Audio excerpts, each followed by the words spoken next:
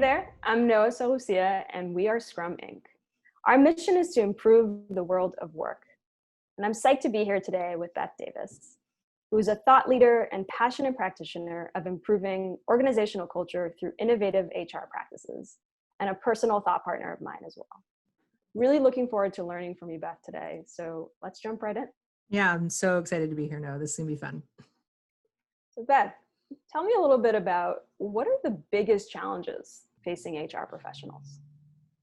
Yeah, that's a big question. It is. It is challenges. It's opportunities. I always think about HR when people ask me, like, what is it? Isn't it just hiring and firing? Isn't that what you all do? And of course, that gets me hooked right in to say, oh, it's so much more. But I think that the challenges is a balancing act. There is this aspect of workplace compliance and safety and laws, and we have to be mindful of keeping our businesses of any kind out of risk, unintentional or intentional risk.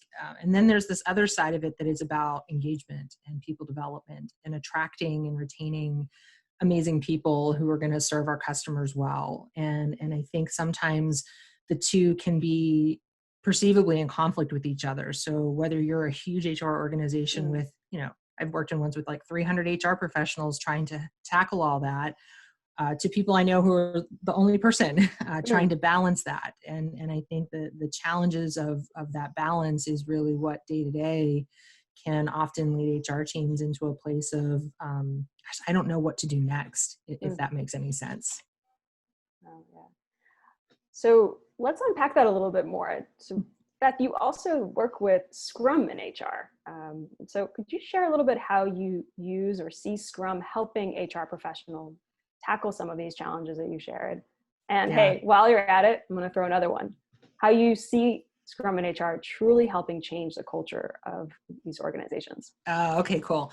It's so good because it's important, right? I think there is this aspect of the delivery side that is very important, as well as the behavioral, the being of an organization, that I think this can help too. So, as you and I've talked before, I have such a love affair with Scrum, and I learned about it many years ago and felt like this makes a lot of sense just personally for me. I enjoy collaboration. I like bringing people together from different teams and departments. I like working with the business to bring forth solutions that actually they want, rather than dictating kind of a canned policy from HR.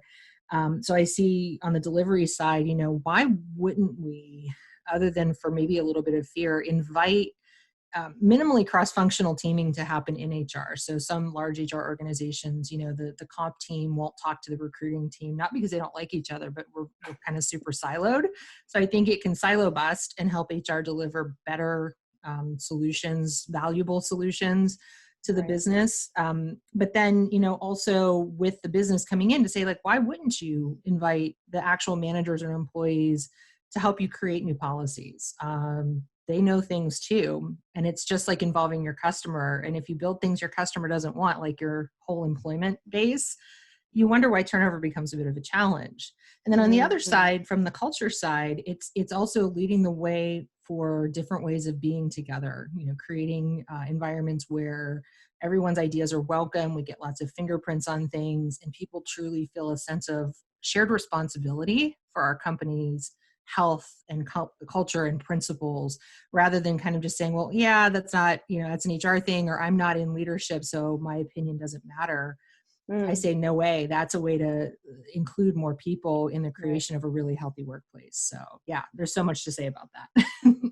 So let me pull on a little bit of a thread that you brought in there. There's change, right? There's change is always there. And with COVID, obviously change has been something that kind of exploded here. And how does Scrum and HR help support and build a culture that can respond to such a rapidly changing needs of our workforce? And how have you seen that help HR professionals these days?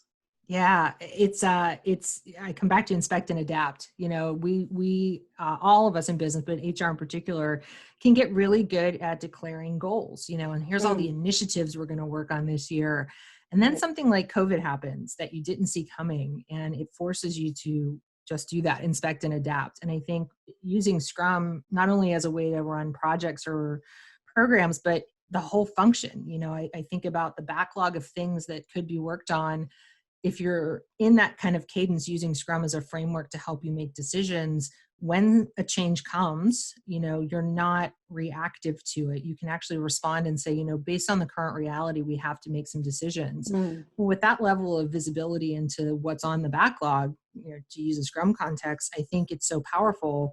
And then also, you're not doing change to people. You're actually inviting others in to say, knowing what we know now, we have to go work from home. How are we going to solve this together, rather than HR taking on this pressure to like solve it for everybody? That's not a good use of your time. It's like, hey, we have responsibility, but let's share ownership with creating the solution. So I think it's a really powerful way to deal with that complexity and change, and not just COVID, but anything, a merger, an acquisition, all these things that happen. It gives you more, I think, flexibility to respond versus react.